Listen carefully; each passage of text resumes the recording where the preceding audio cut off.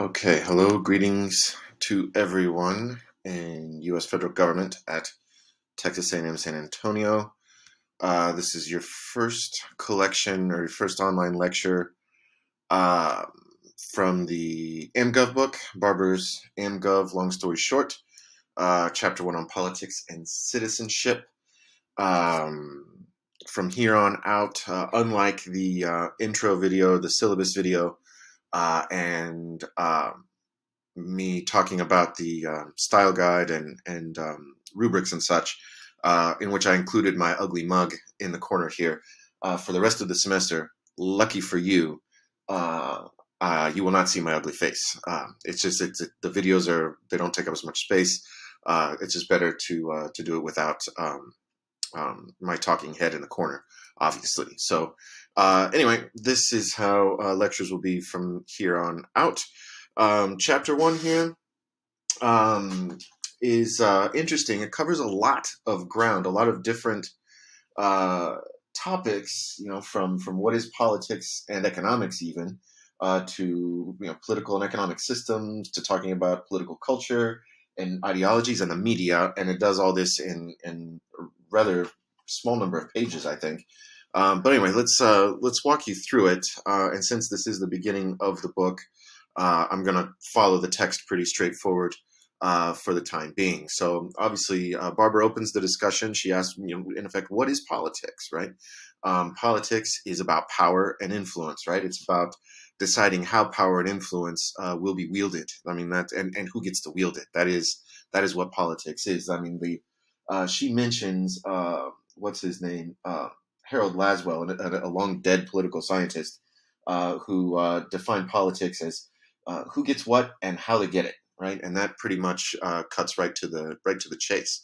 Politics is the result of wrangling by those with power or those who seek power, and politics is essential to controlling the political narrative. And I guess that's where this chapter comes full circle, because we're going to wrap up the chapter, wrap up the discussion here, talking about control over political narratives, right? So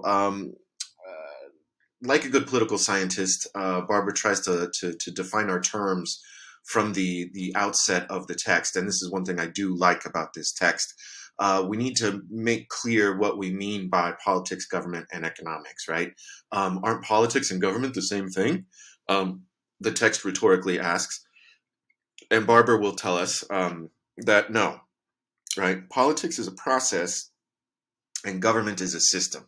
There's obviously a close relationship between the two, as the procedure of politics shapes the government, no matter who's in charge of it, in the United States especially, and just about anywhere else too, right?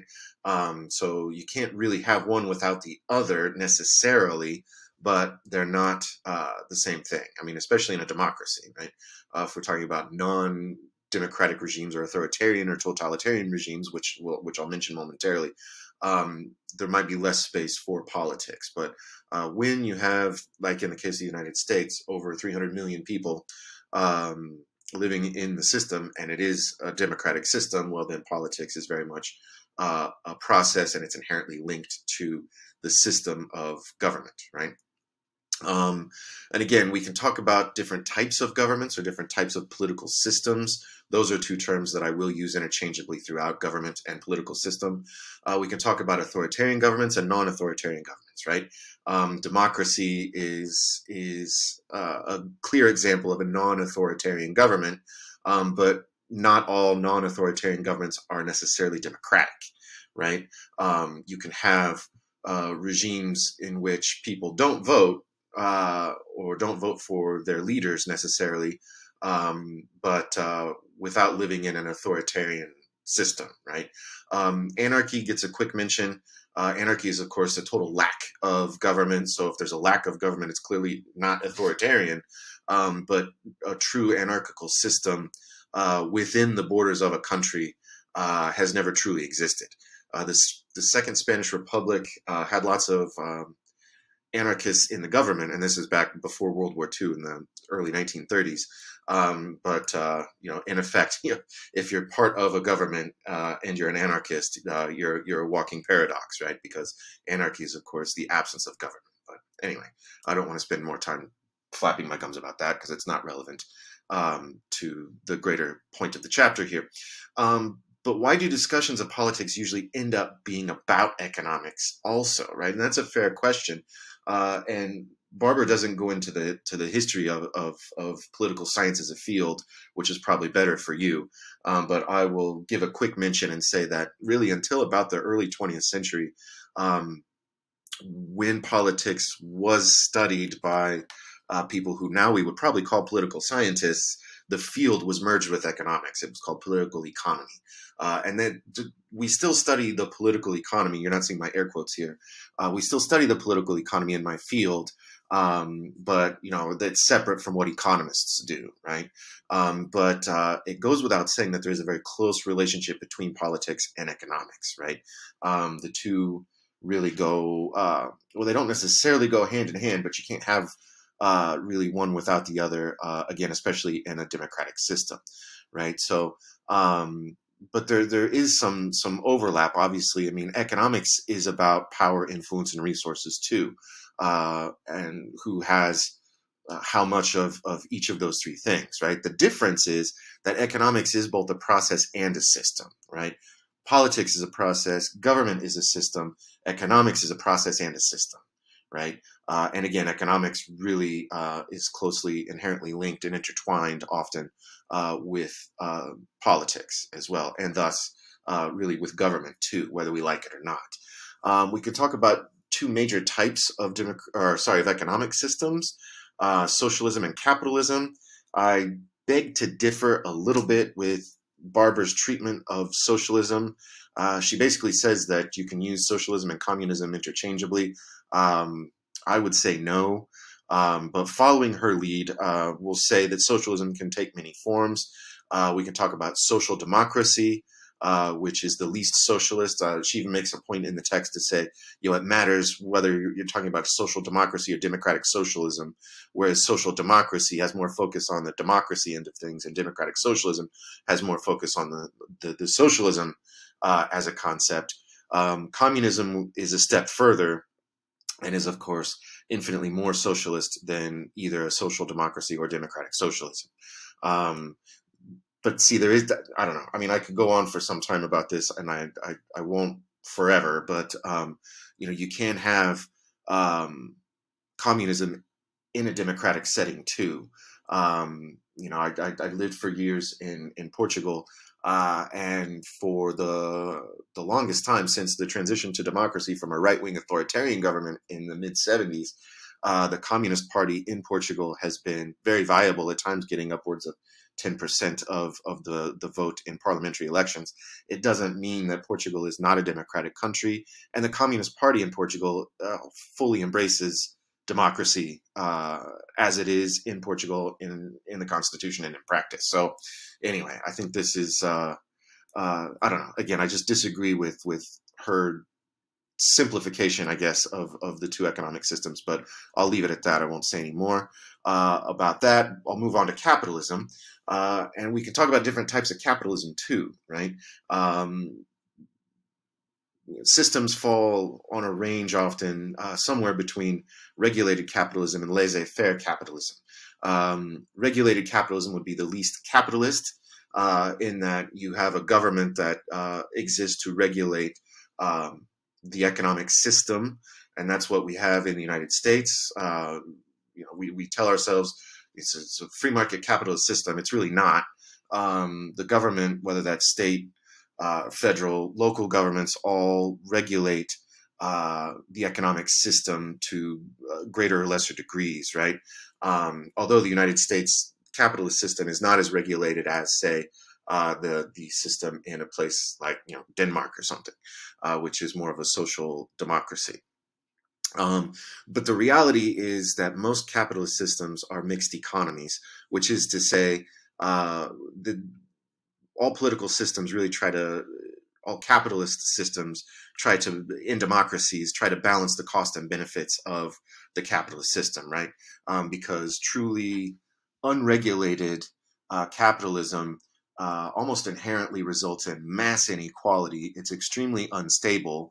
I mean, you're rather young to be able to narrate your take on the 2008 financial crisis in the United States. But a lot of observers chalk that up to deregulation of the banking system, having been at the root of the cause for the crisis in 2008 in the United States. And that's just a further example of how and why, the response to it was greater government regulation of the banking system, not as far as some of us would have liked, but that's a classic example, or a really good example of to demonstrate to you the fact that the United States is really a mixed economy. We tell ourselves we're good little capitalists, but we allow for a lot of regulation when we see fit, right? So Barbour continues there after that intro to economics and politics to talk about four main political/economic systems here. We can talk about capitalist democracy, authoritarian capitalism, totalitarianism, and a Marxist utopia, which she provides in the text. I realize most of you probably access this via ebook, so I won't make constant references to page numbers, but if you do have a paper copy, this is on page 10. But she's into graphs and figures, and most political scientists are, because they're a good way to map out a lot of difficult and complex information in a little small package for us here. So here you see these four types of political economic systems mapped out, and what separates them is the amount of individual or government control over personal lives. That's the up and down axis there, or the x-axis. The y-axis is greater individual or greater government control over how goods are distributed. So the left to right would be your economic system here, and up and down is the political system, right? The United States would fall in the upper right-hand quadrant there as a capitalist democracy, right? And that's a lot of countries around the world, pretty much all of the what we would call the Western democracies, and add to that countries like India, Japan, South Korea, so on and so forth. The Marxist utopia would be communism at its best, and really there's no there's no Marxist utopia has ever really existed in world history. We could talk of North Korea and Cuba would be the two classic examples of communism in practice today. Add to that the former Soviet Union that collapsed in 1991.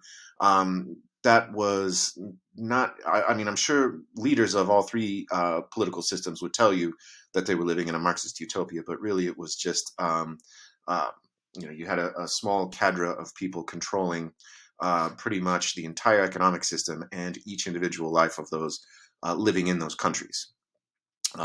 Contrast that with authoritarian capitalism, which we see more readily at present and historically, where you see government control over personal lives and more individual control over the economy.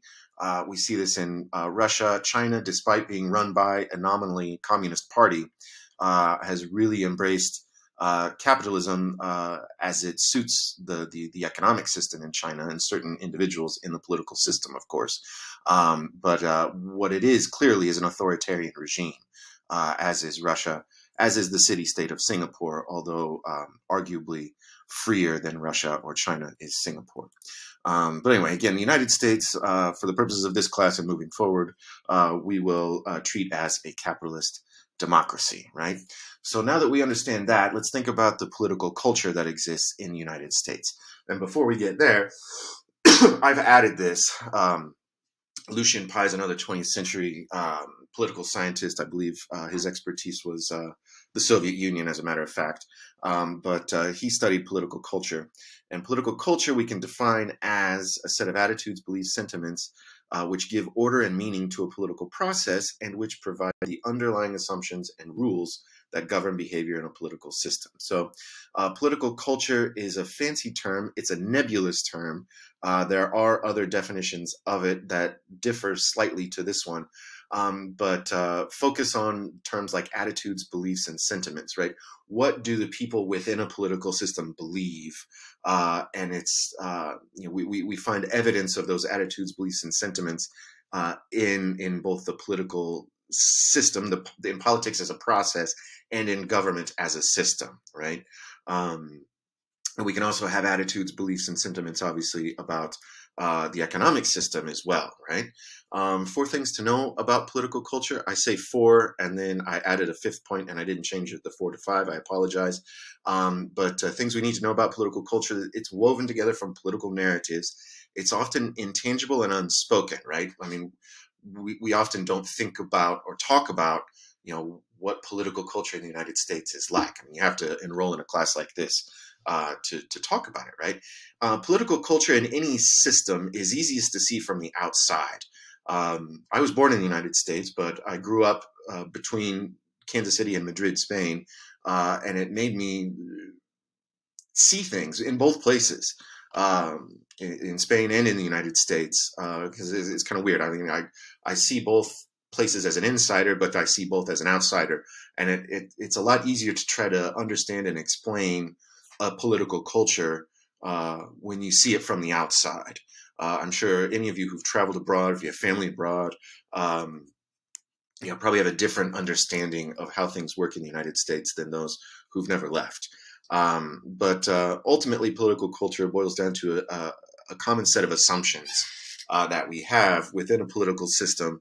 And the 5th point that I added, and one of my criticisms of Barbour's book here, is that not once in my reading, I haven't read the whole thing cover to cover, but I did look in the index. The word socialization is not mentioned in the book at all, but it's a pretty important term and very relevant to what we're talking about, right?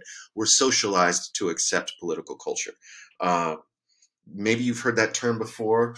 If you're taking an intro to sociology class, I'm sure you've heard it, or psychology. But socialization is a lifelong process that we all undergo that basically helps us to explain how we see and interact with the world around us, right? It begins from birth, right? We're socialized by our parents to believe certain things, accept certain rules, and that's how we perpetuate political culture as well, right? Through political socialization, right? But so what do Americans believe? How do we describe political culture in the United States, right? Well, I think it's pretty safe to say that there's a preference for more individual control over our lives. I see this in Texas as an outsider who's not from Texas.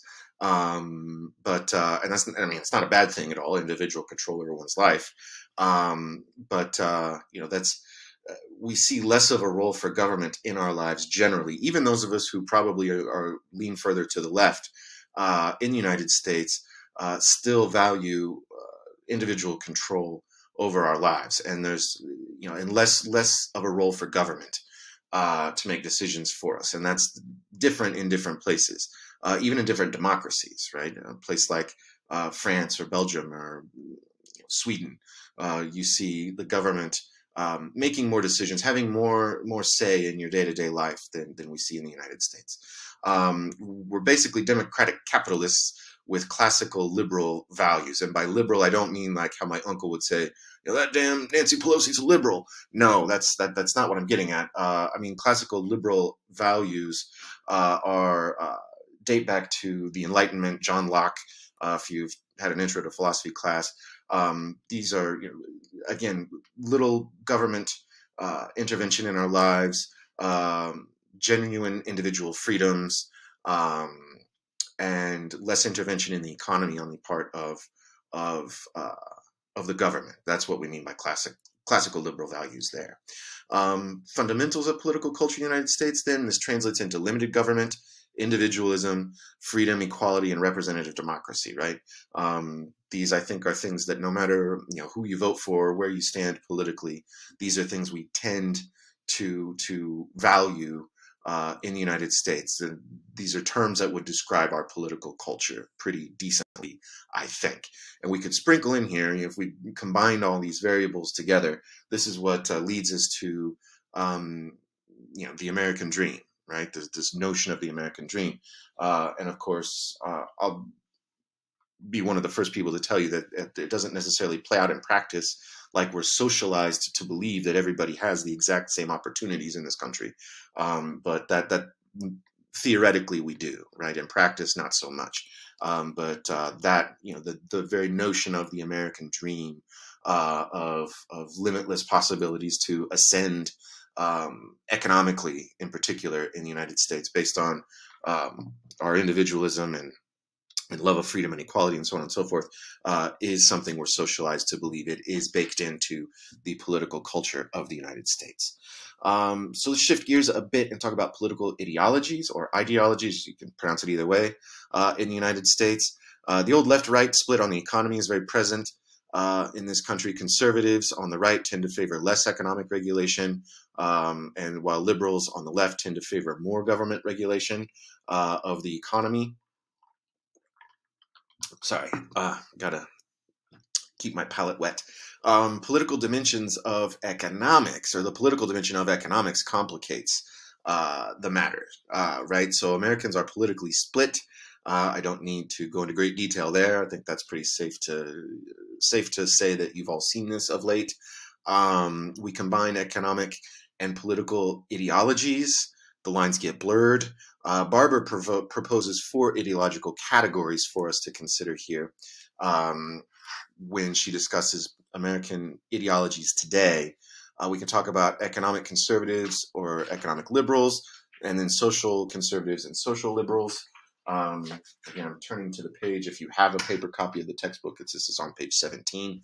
I don't know, maybe you'll have to figure out how you want to study for this class, but you might want to follow me along while you've got, if you have a dual screen or something, and have the text pulled up on another screen if you like. But anyway, most Americans fit somewhere in the middle here. You might describe yourself you might place yourself in one of these quadrants, put it that way. I'm trying to think about how best to describe this. But most of us understand that we value our individual control over personal lives, and we tend to value our own individual control over how goods are distributed. So most of us, I guess, if we had to put ourselves in one of these quadrants, most of us probably tend toward economic conservatism, although in practice, there's more to it than that. And of course, there's varying degrees here. The further out you get from the middle, the more extreme the beliefs here. But economic liberals tend to be more concerned about social welfare, environmental regulation, healthcare, things of this nature. Equality of opportunity, of course. Whereas, and this often requires government intervention, I guess, is where I'm going with this, and that's what Barbour states pretty clearly. Economic conservatives tend to want to rein in the government and its participation in the economy, way more so than economic liberals. Barbour doesn't have very nice things to say about social liberals in particular, and I think she warns a bit as well against social conservatives. I think if we had to place somebody like President Biden here, probably would be an economic liberal. Governor Abbott of Texas, I'm safe to say, would be in the social conservative category here, or quadrant down to the lower right. But the social liberals and social conservatives, Barbour points out here, tend to be pretty set in their ways, and consider their worldview, I guess, one that we should all embrace, both on the left and the right here. And what worries me as someone who lives in the United States and observes the political system and the political culture is that both social liberals and social conservatives tend to prioritize, as Barbour points out here, their own preferred policy goals over constitutional or democratic objections. And I think we can find examples of this abounding in American political culture at present. But to give you a little more depth and detail here quickly, economic conservatives tend to, our libertarian friends would fall into the economic conservative category. These are folks who again, prioritize minimal government intervention in the economic system. They tend to believe in good loserism out of respect for the institution of democracy, right? These are the folks who, lose an election and freely admit it, concede, like our Republican friends used to more readily do before 2020. These are folks who, aren't necessarily fans of the government, much less big government, but they definitely respect the institution of democracy first and foremost. And they put that above their own economic beliefs, we'll put it that way. Economic liberals are quick to see unequal treatment in society, and they believe that there's a need for government action to remedy such inequalities, but they tend to favor limited government in the social order. So these would be the folks who are very, very much in favor of the government intervening in the economy to ameliorate poverty and inequality, but don't necessarily favor government regulation in, say, the bedroom, right? These would be folks who would be in favor likely of marriage equality, not in favor of restricting access to abortion any more than necessary, so on and so forth, right? Contrast these two. I mean, your standard issue, run-of-the-mill Democrats and Republicans would fall into either of these two categories. My father is a lifelong Republican. He, I think, safely falls into the economic conservative category. My mother, lifelong Democrat. We never talked about politics when I was a kid. Funny that I turned out to be a political science professor, but my mom would fall into this category. Social conservatives and social liberals take things a bit further, right? Social conservatives start applying things like deservingness to state resources, government resources. So these would be the types who would say, there's absolutely no reason why someone illegally, unlawfully present in the United States should have access to any benefit whatsoever emanating from the government. These are folks who constantly preach low taxes while they're being often very high on religion, values, and traditional social order.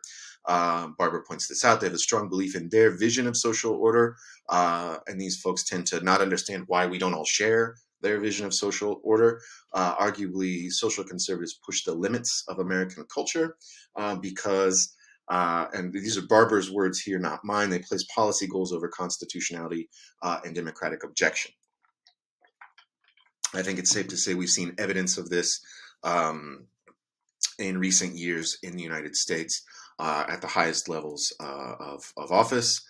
Social liberals, again, Barbour doesn't have very nice things to say about these folks. I think she's harsher on social liberals than she is on social conservatives, but that's my interpretation.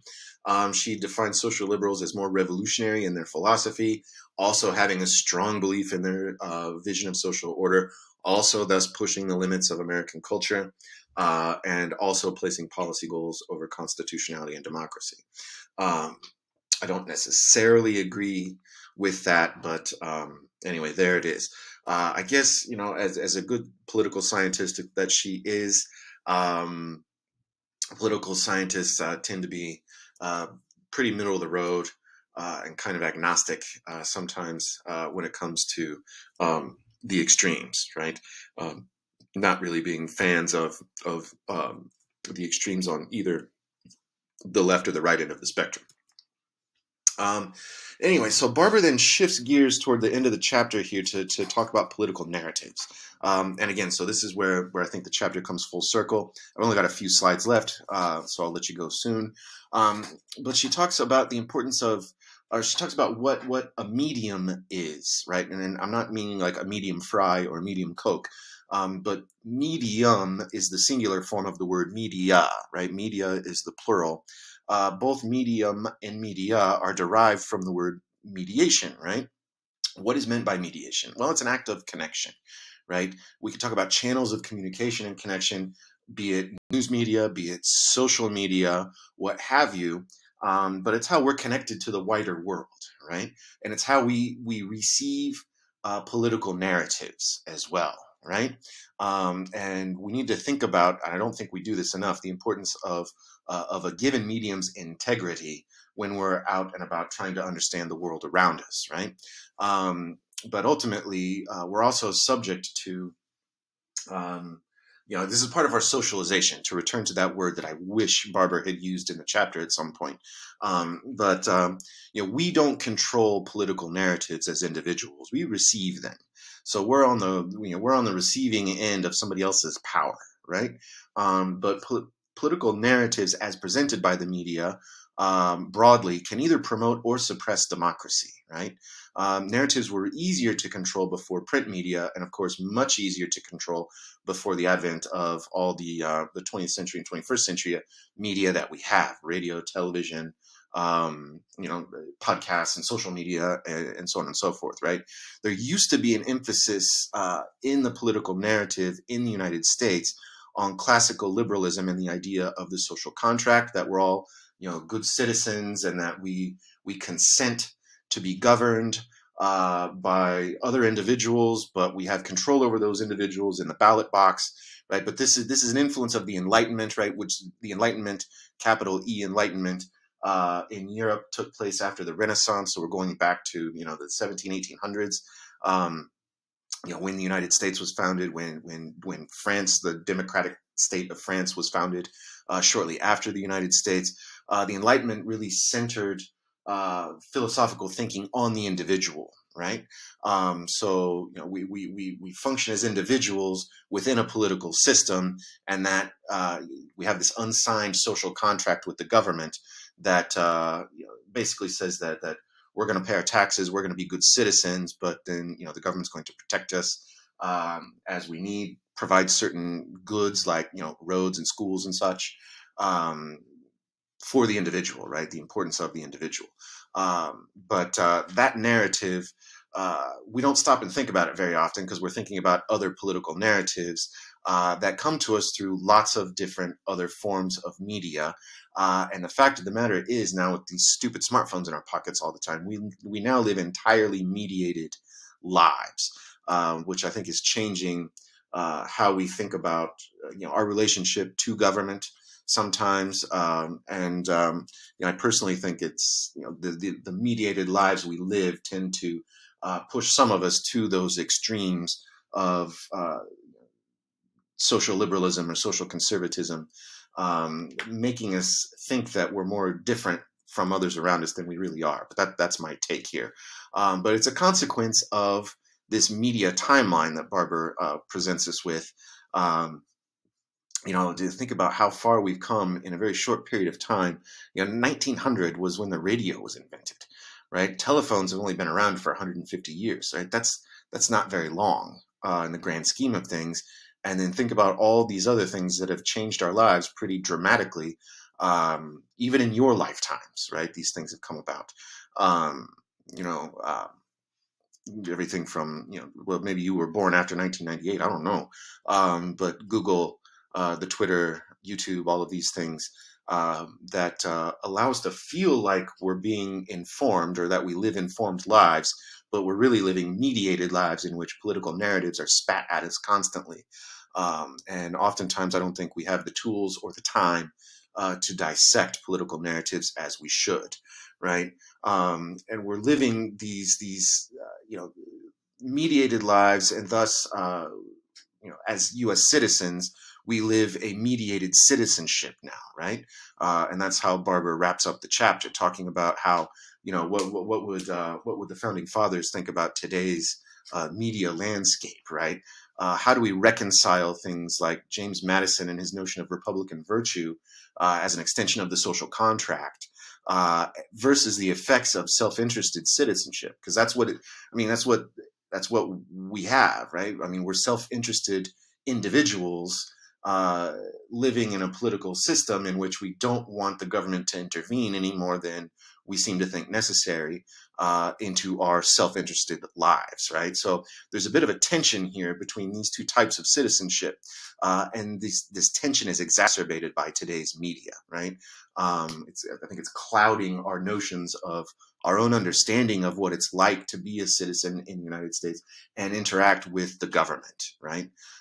That's my take on things. I don't know. We can flesh this out in the discussion board if you would. I think that might be interesting for me to read. So what does citizenship look like in today's mediated world, right? Well, we have multiple channels of information and interaction, which results in opportunities for political participation, while it raises more potential hazards as well, right? And here are my last two slides. What are the hazards of digital participation? Well, it's really necessary to reach the real world today, but we might think we're participating politically by engaging in hashtag movements, what has been called slacktivism, right? Because we're slackers as we think we're activists, but we also create our own little information bubbles where if you think a certain way, you have a certain interpretation on anything from the current president to the virus crisis to what have you, then we tend to find comfort in our information bubble, and we don't seek counter information, and we don't like to own up to the fact that we could be wrong in how we're interpreting things too, right? So that's a hazard of digital participation.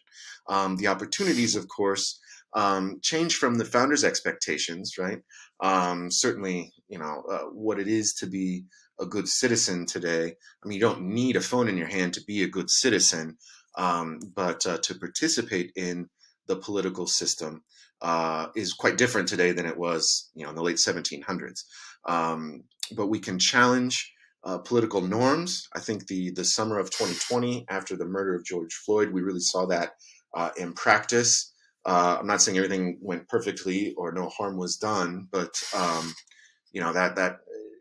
I think the reaction to George Floyd's murder would not have been the same were it not for the mediated citizenship that we find ourselves facing today, right?